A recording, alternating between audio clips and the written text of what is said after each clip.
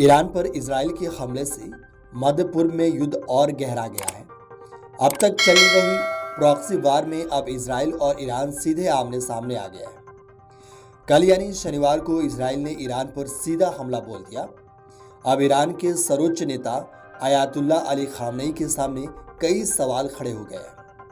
Khamenei और उनके प्रमुख सलाहकारों द्वारा लिए जा रहे फैसलों के केंद्र में और भी बदतर स्थिति से बचना या जोखिम उठाना। खामनेई को कठिन विकल्पों की सबसे कम बुरे विकल्प पर निर्णय लेना होगा। दूसरे शब्दों में कहे तो खामनेई के सामने एक तरफ कुआं है तो दूसरी तरफ खाई है, यानी कि एक तरफ युद्ध से पीछे हटते हैं तो डरपोक का ठप्पा लगेगा और यदि देश को युद्ध में धकेलते हैं तो काफी नुकसान उठाना पड़ेगा, जो पहले से ही हो रहा है। आपको बता दें कि ईरान के पास एक छोर पर बैलिस्टिक मिसाइलों की एक और लहर के साथ जवाबी हमला करना है। अगर ऐसा हुआ तो इजराइल ने फिर से जवाबी कार्रवाई करने की धमकी दी है। दूसरी ओर अपने अपने क्षेत्रों पर प्रत्यक्ष हमलों के विनाशकारी आदान प्रदान के तहत एक रेखा खींचने का फैसला करना है। अगर ईरान अपनी आग को रोकता है तो उसके लिए जोखिम यह है कि वह संयुक्त राज्य अमेरिका द्वारा समर्थित इजराइल की सैन्य शक्ति और राजनीतिक दृढ़ संकल्प से कमजोर, भयभीत और डरा हुआ दिखता है। आखिर में सर्वोच्च नेता और उसके सलाहकार संभवतः वही निर्णय लेंगे जो उनके विचार में ईरान के इस्लामी शासन के अस्तित्व को कम से कम नुकसान पहुंचाएगा।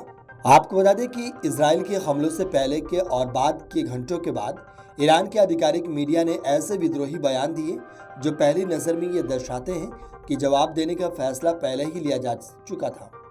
इसकी भाषा इजराइल से मिलती जुलती है, जिसमें हमले के खिलाफ खुद की रक्षा करने के अपने अधिकार का हवाला दिया गया है।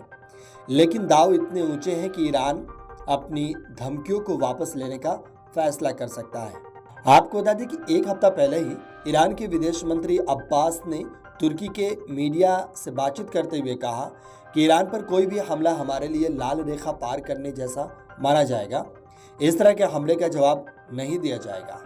आपको बता दें कि इजराइल ने 1 अक्टूबर के हमले के जवाब में अब ईरान की सीमा में घुसकर हमला किया है। 6 महीने में ये दूसरी बार है जब इजराइल ने चुनौती देकर ईरान पर एयर स्ट्राइक की है। ईरानी सैन्य अड्डों पर देर रात हमले शुरू हुए और करीब 200 मिसाइलों से अलग अलग शहरों पर प्रचंड प्रहार हुआ। ईरान के खिलाफ ऑपरेशन को इजराइल ने डेज ऑफ रेकनिंग नाम दिया है। इस दौरान तेहरान, खुजिस्तान और इलम में कम से कम IRGC के 20 सैन्य ठिकानों पर अटैक हुआ। हालांकि ईरानी डिफेंस सिस्टम ने कई हमले नाकाम भी किए हैं। ईरान ने भी नुकसान की पुष्टि की है।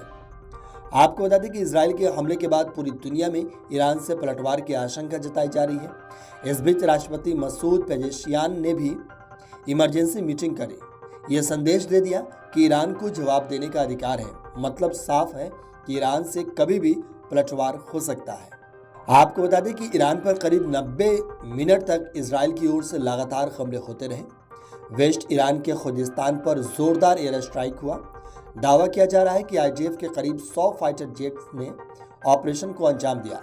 मिसाइलों से ड्रोन फैक्ट्री को भी निशाना बनाया है। वीडियो डेस्क अमरउजाला.com। अगर आप ये वीडियो YouTube पर देख रहे हैं तो हमारे चैनल को सब्सक्राइब कर बेल आइकन दबाएं और Facebook पर देख रहे हैं तो हमारे पेज को लाइक करें।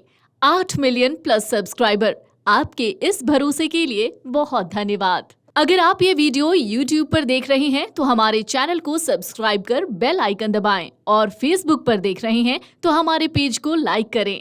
8 मिलियन प्लस सब्सक्राइबर, आपके इस भरोसे के लिए बहुत धन्यवाद।